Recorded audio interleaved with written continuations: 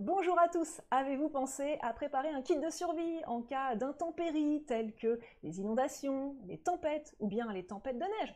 Si vous êtes dans une région concernée régulièrement, c'est indispensable de se préparer.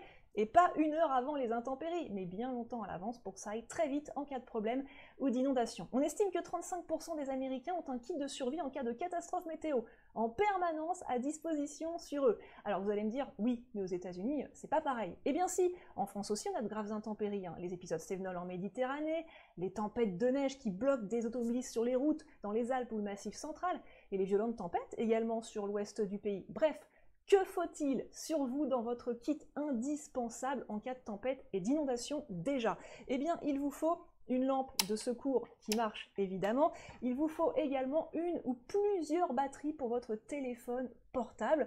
Il vous faut aussi quelque chose auquel on ne pense pas souvent, des pochettes hermétiques comme celle pour la cuisine, pour mettre dedans vos papiers d'identité, vos médicaments, des photos précieuses, votre monnaie, bref, pour ne pas que tout ça prenne l'eau si vous devez évacuer sur une barque, par exemple, en cas d'inondation. Ça arrive parfois sur le sud-est du pays.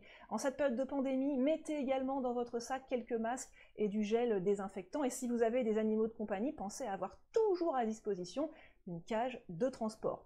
Alors, en cas de tempête de neige, vous avez ce même matériel dans votre maison ou votre coffre de voiture évidemment, mais en plus, il vous faut absolument dans la voiture en permanence de la saison hivernale une couverture de survie.